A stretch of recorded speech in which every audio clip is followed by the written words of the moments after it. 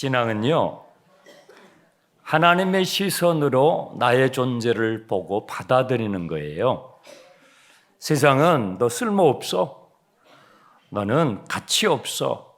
무슨 보물이야. 이렇게 세상은 우리에게 그렇게 말하죠. 그런데 하나님의 말씀은 그렇지 않아. 넌 정말 쓸모 있어.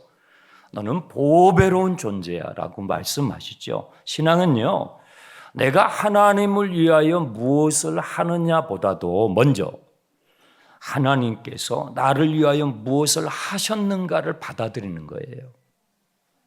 다시요. 신앙은 내가 하나님을 위하여 무엇을 할까 보다도 먼저 하나님께서 나를 위해서 무엇을 하셨는가를 받아들이는 것. 십자가를 받아들이시라고요. 그게 신앙이에요.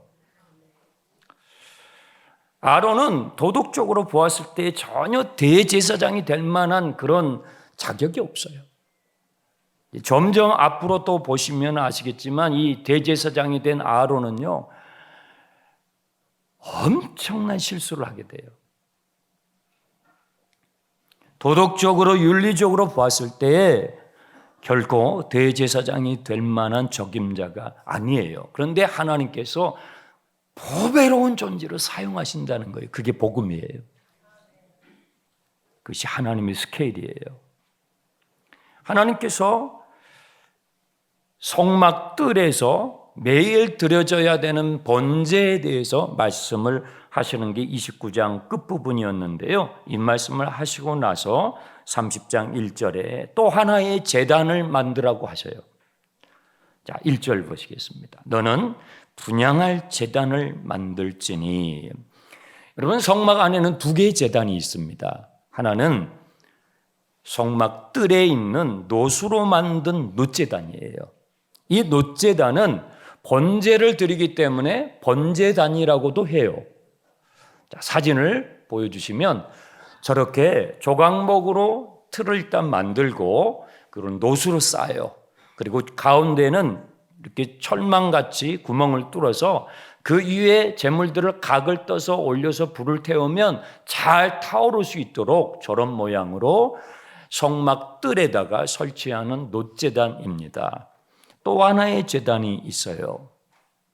네, 저겁니다. 저것은요, 역시 조각목으로 틀을 만들지만 놋제단보다는 사이즈가 작아요. 저것은 성소 안에 있는 금제단이에요. 금으로 다 쌌어요.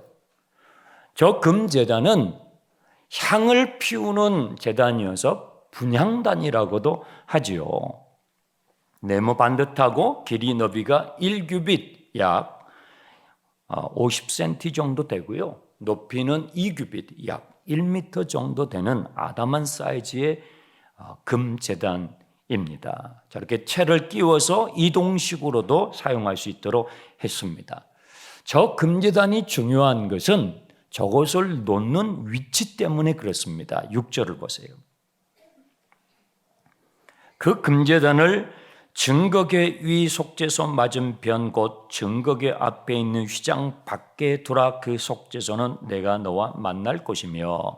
쭉 그동안의 출애굽기 말씀을 들으신 분들은 이 6절의 내용을 바로 캐치하실 수 있을 텐데 지금 보시는 분들은 좀 설명이 필요할 거예요. 금제단의 위치는요, 성소 안으로 들어가잖아요. 그러면 실내가 환해요. 왼편에 7 등잔대에서 비추는 빛이 쫙 비쳐요. 그 7 등잔대 마주 보면서 있는 것이 식탁이에요. 거기에 빵이 12개가 있어요. 6개씩 6개씩 이렇게 쌓아져 있지요.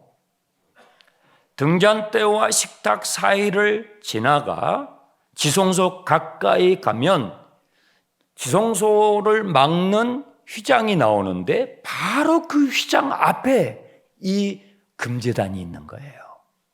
자, 사진을 보여주시기 바랍니다. 네, 저렇게 대제사장이 금제단 앞에서 향을 피우는 모습이에요. 앞에 휘장이 있는데 그 휘장 너머가 지성소예요. 지성소와 성소를 막고 있는 저 휘장 커튼 바로 앞에 바로 이 금제단이 있는 것이죠. 그렇다면 하나님의 보좌를 의미하는 지성소에서 가장 가까운 자리에 이 금제단이 있는 거예요. 그렇기 때문에 오늘 이 말씀이 우리에게 귀담아 드려야 할 말씀이 되겠습니다. 7절에 이 금제단은요, 대제사장 아론이 직접 관리해요. 레위인들이나 아론의 다른 아들들이 제사장들이 관리하는 것이 아니라 이 금제단은 아론 대제사장이 직접 관리하는데 매일 아침마다 성소의 7 등잔대를 손질하면서 이 금제단을 같이 관리를 해요. 향이 좀 약하면 다시 향을 부어줘요.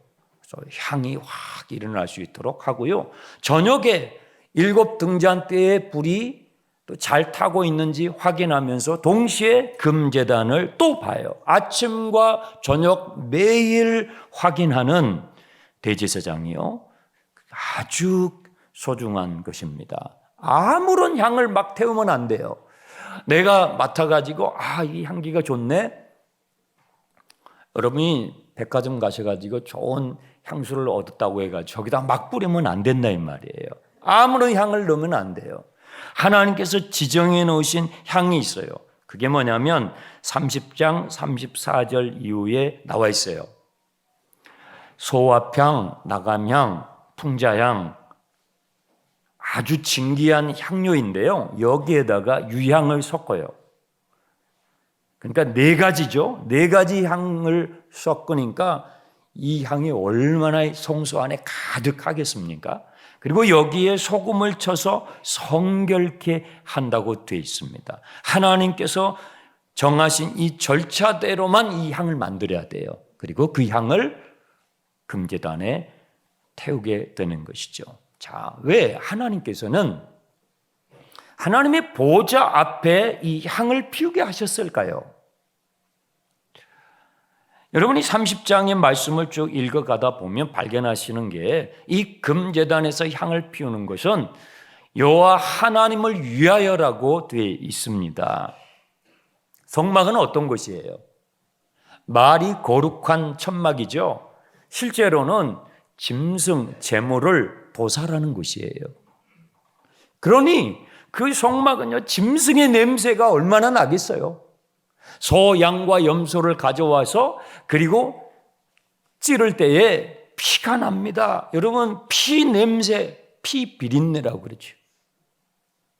그 피 냄새가 성막에 자욱해요. 그것뿐입니까? 가죽을 벗겨야 됩니다. 그리고 내장을 다 끄집어낼 때 그 안에서 나오는 악취들 생각해 보세요. 냄새를. 그리고 그것을 각을 떠서 아까 보여드렸던 뜰에 있는 놋재단에 올려서 태워요. 시체를 태운단 말이에요. 시체 타는 냄새가 좋겠어요? 그런 곳이 성막이에요. 그래서 향을 피우는 거예요. 하나님의 보좌 앞에 향을 피워요. 지금은 뭐 장례식장이 병원에서 깨끗하게 이렇게 진행이 되지만 예전에는요, 시신을 관에 놓고 장례식을 그 집에 가가지고 장례식을 제가 집례한 적도 있어요. 그러면 그 집에, 장례를 당한 그 집에 가보면 안방에 시신을 관에 넣어서 안치해 놨는데요. 희한하게요, 시신이 있잖아요. 그러면 어디에서 날라오는지 파리들이, 그 마을에, 그 동네에 있는 파리들이 다 오는 것 같아요. 그 시체의 냄새를 금세 맡는 거예요. 그래서 향을 피우는 거예요. 향을 피우잖아요. 그러면 싹 사라져요.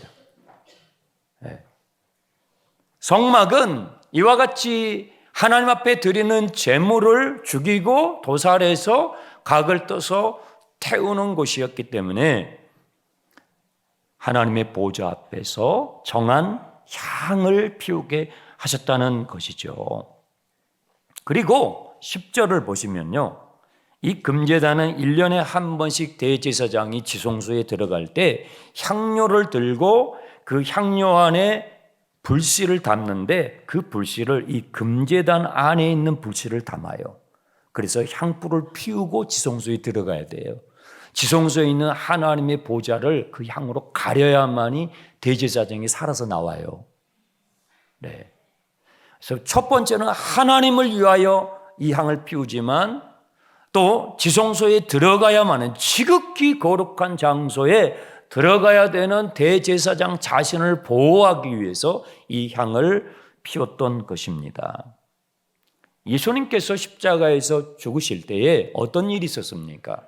성전에 지성소와 성소를 가로막고 있었던 휘장, 그 커튼이 쫙 갈라졌어요. 그것은 이제 휘장의 기능이 끝났다라는 걸 말하는 거예요.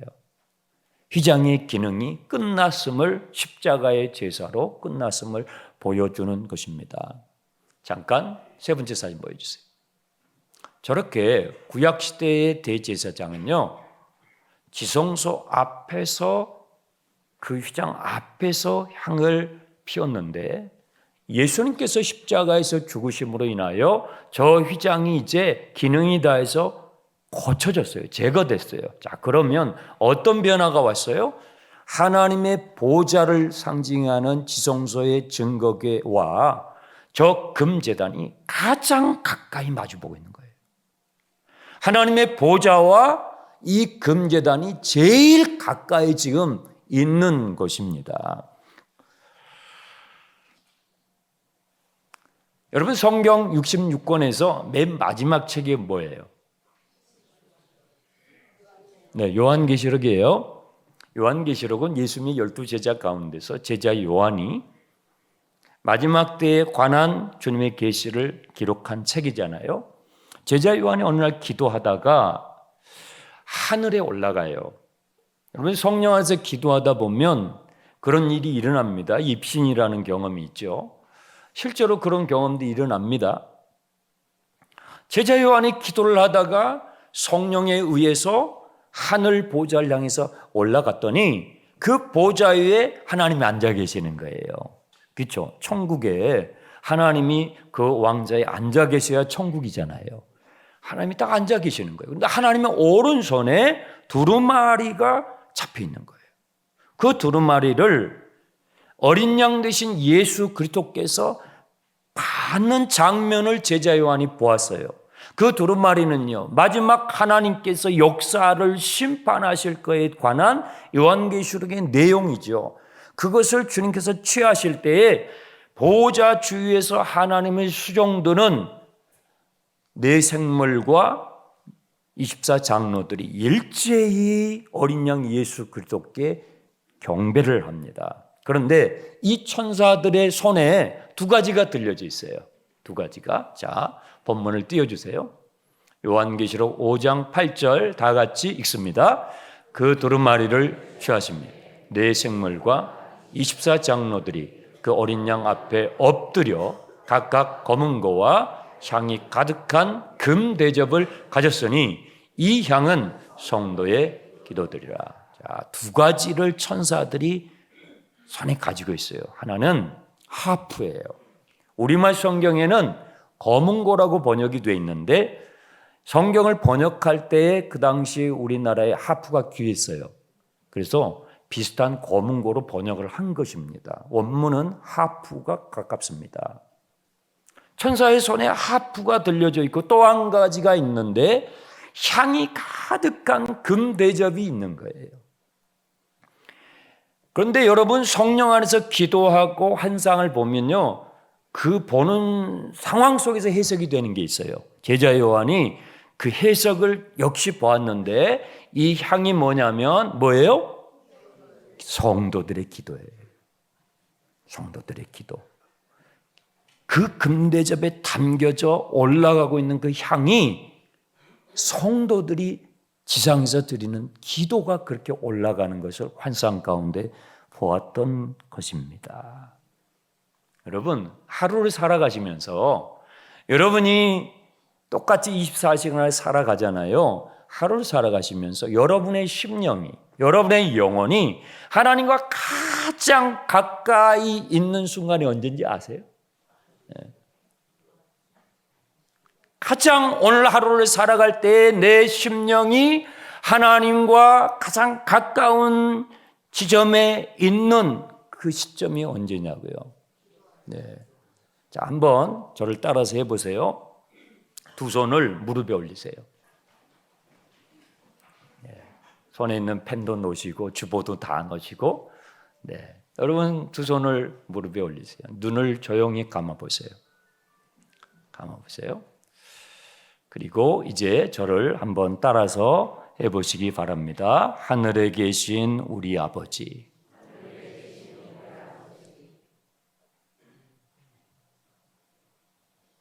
그렇게 부르는 순간, 바로 그렇게 부르는 순간 나의 심령이 하나님께 기도하는 그 순간, 나의 심령이 내 입술을 열어 내 중심이 하나님을 향하여 기도하는 그 순간, 그 순간이 오늘 하루를 살아갈 때 여러분의 심령이 가장 주님과 가까이 있는 시간인 것입니다. 이제 눈 뜨셔도 돼요. 그렇게 스르르 또 주무시면 안 되고.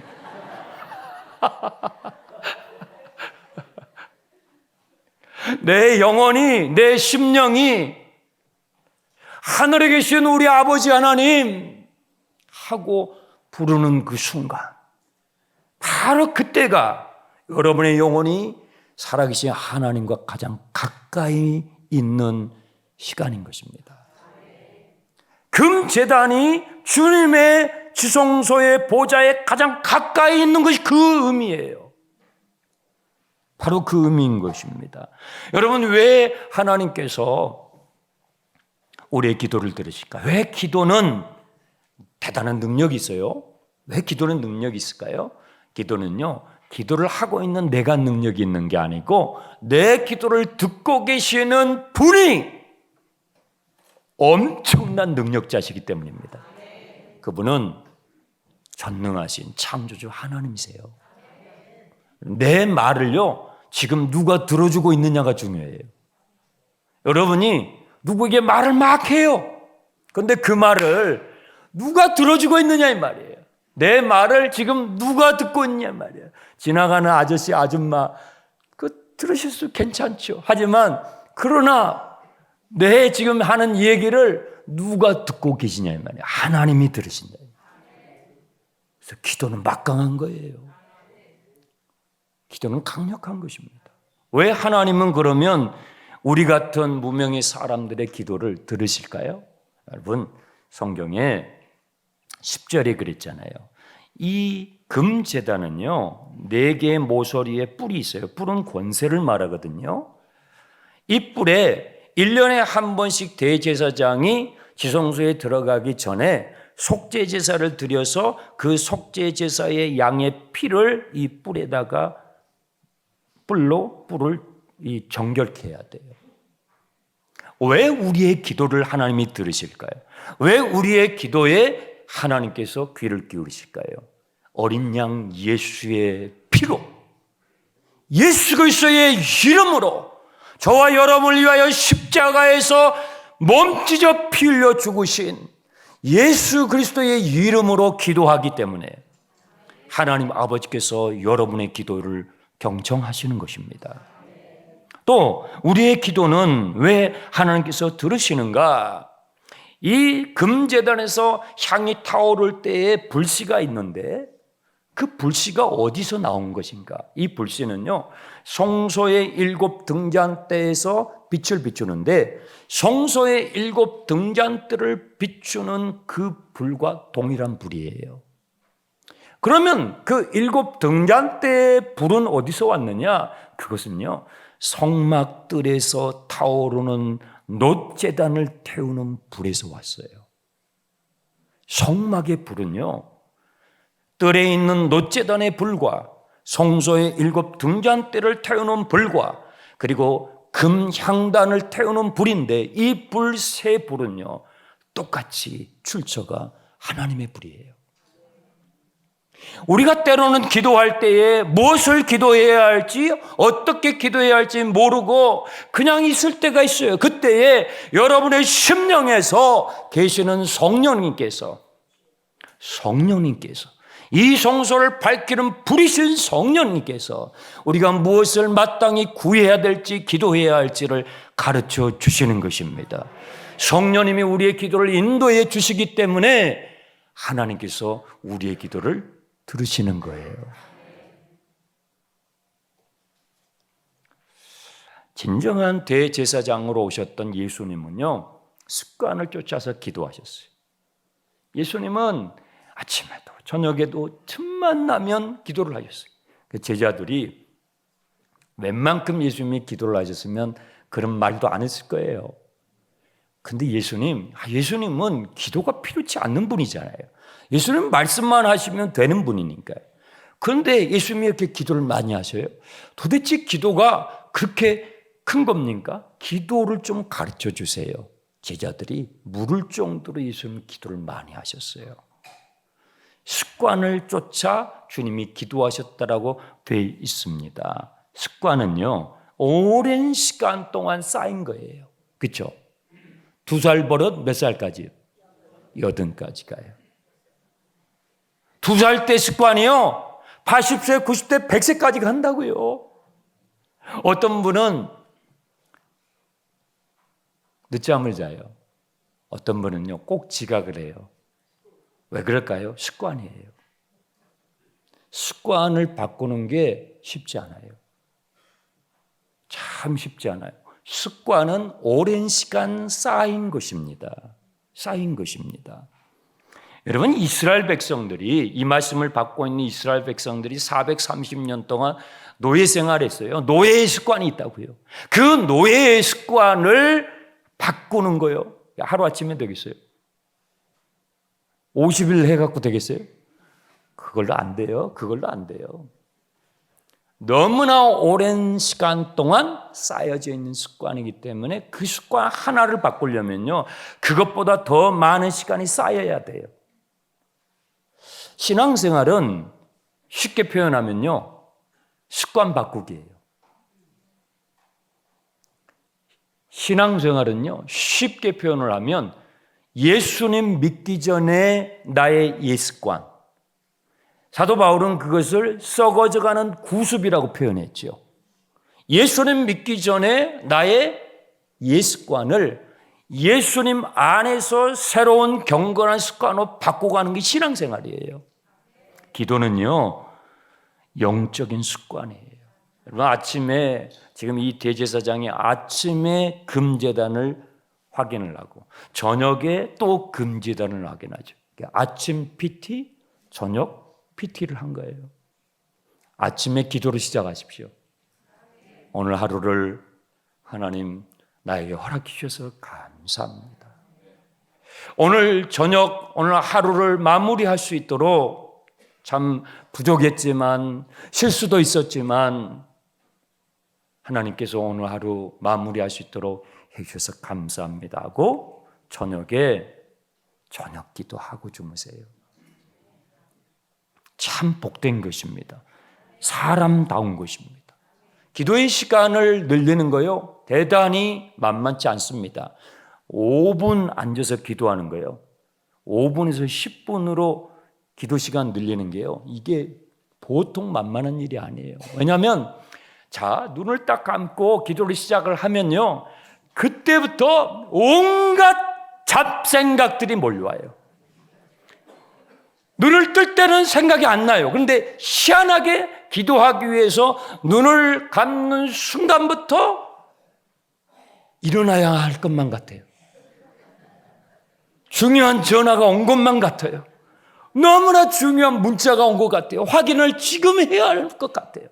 아, 내가 가스불을 끄고 온 건지 잠그고 왔는지 갑자기 생각이 나요. 내가 문을 잠궜나 안 잠궜나. 아, 온갖 생각들이, 아침밥 내가 먹고 남겨놨던 반찬 생각도 나고. 왜 그럴까요? 영적인 거예요? 여러분, 금제단은요, 하나님의 보좌에서 가장 가까워요. 마귀가 싫어해요. 마귀가 진짜 싫어해요, 기도하는 걸. 그래서 5분 앉아서 기도하는 거예요. 제가 해봤잖아요. 제가 여태 지금 하고 있잖아요. 정말 5분 기도, 5분을 10분으로 늘리는 거, 이게 보통 만만한 영적 싸움이 아니에요. 눈 뜨고 집에 가보면 가스불 다 잠겨져 있어요. 다 돼 있어요. 그런데 희한하게 눈만 감고 기도를 시작하려고 하면 그때부터 잡념이요. 저만 그런 게 아니고 여러분 다 그럴 거예요. 몰려옵니다. 그래서 기도의 습관, 기도를 예수님처럼 습관으로 내가 가지기 위해서는요, 방법이 필요하더라고요. 제가 팁을 드릴게요. 기도의 양을 늘리시려면 이렇게 보세요. 정시, 시간을 정해놓고 기도해 보세요. 여러분의 하루의 시간에 패턴이 있잖아요. 하루의 일과의 패턴이 있잖아요. 거기에 맞게 아침에 일어났을 때, 저녁에 잠을 잘 때, 여하튼 시간을 딱 정하세요. 정시, 시간을 정하세요. 그리고 정소, 장소를 정하세요. 장소를. 여러분의 집에서 하신다면 여러분 거실에 이 의자에서 한다든지 이 방에서 한다든지 여하튼 정소, 장소를 정하세요. 그리고 정량, 기도의 양을 정하세요. 오늘 5분 해야 되겠다. 5분부터 시작을 하세요. 그리고 5분 기도가 되면 그 다음에 10분 조금씩 늘려가시라고요. 지금 5분 하시는데 내가 1시간 해야지. 안 갑니다. 시간 안 갑니다. 5분, 10분 이렇게 조금씩 확장시켜 가보세요. 목사님, 기도의 내용은 이렇게 하세요. 주님이 가르쳐 주셨어요. 하늘에 계신 우리 아버지여, 이름이 거룩히 여김을 받으시오며 나라의 임하옵시며 뜻이 하늘에서 이루어진것 같이 땅에서도 이루어지이다. 오늘 우리에게 무엇을? 일용할 양식을 너무 중요해요. 일용할 양식을 주옵시고 우리가 우리에게 죄 지은 사람들을 용서해 주는 것처럼 주님 나의 죄를 용서해 주옵소서. 시험에 들지 말게 하옵시며 다만 악에서 구하여 주옵소서. 나라와 권세와 영광이 우리 하나님 아버지께 있습니다. 저는 기도할 때 아침에 일어나면 제일 먼저 주기도문 먼저 합니다. 주기도문을 따라서 기도하다 보면 기도의 맥이 잡혀요. 무엇을 오늘 기도해야 할지 성령님께서 기도의 맥을 잡아주셔요. 네. 그렇게 5분 정시, 정소, 정량 기도를 하시다 보면 30분, 1시간 점점 기도의 습관을 갖게 될 것입니다. 장충단 교회가 설립 80주년을 준비합니다. 우리 교회가 기도의 집이 되기를 축복합니다. 우리 모든 세대가 모여서 기도의 향연을 아침마다 저녁마다 올려드리는 우리의 기도가 주님의 보좌 위에 상달되는 능력의 기도의 집이 되기를 축원합니다. 기도하겠습니다. 하나님 아버지 감사합니다. 금제단은 주님의 보좌에 가장 가까이 있습니다. 그 제단에서 올라가는 그 향은 성도의 기도입니다. 장충단 교회가 기도하는 교회, 하늘 권세를 풀어놓을 수 있는 교회, 죄와 마귀와 싸움에서 능히 이길 수 있는 권세 있는 교회 되게 하여 주옵소서. 예수님의 이름으로 기도합나이다.